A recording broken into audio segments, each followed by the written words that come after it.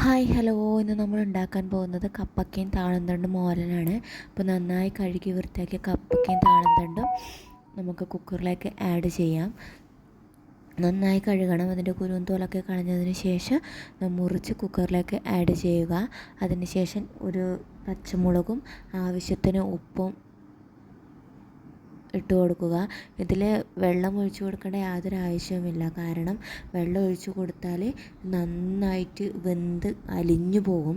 ഈ ചേമ്പിൻ തണ്ടിൽ തന്നെ ഒരുപാട് ജലാംശം അടങ്ങിയ ഒരു വസ്തുവാണ് ചേമ്പിൻ തണ്ട്.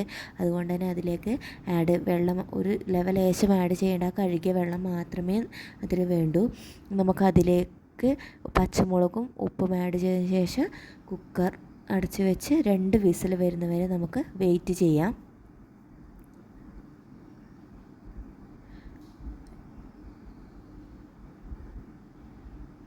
2 വിസിൽ വരുന്നത് വരെ വെയിറ്റ് ചെയ്തതിന് ശേഷം ഇപ്പോൾ വിസിൽ വരുന്നതായിരിക്കും. അതിന് ശേഷം നമുക്ക് അതിൻ്റെ പ്രഷർ പോകുന്നവരെ വെയിറ്റ് ചെയ്യാം.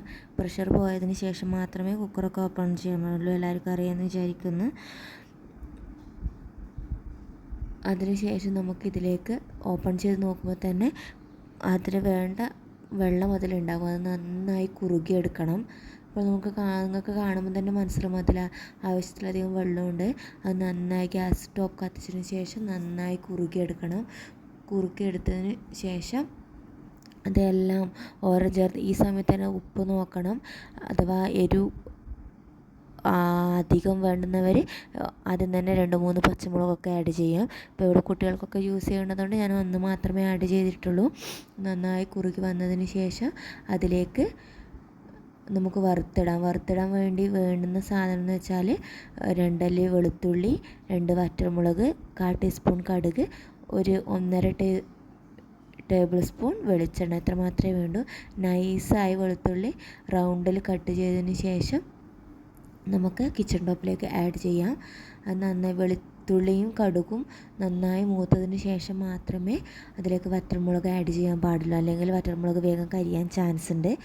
നന്നായി പൊട്ടി നമ്മളെ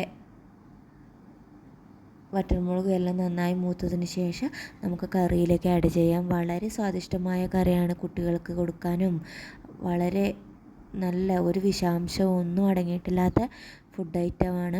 അപ്പോൾ എല്ലാവരും ട്രൈ ചെയ്ത് എൻ്റെ ചാനൽ ഒന്ന് സപ്പോർട്ട് ചെയ്യണം. Thank you so much.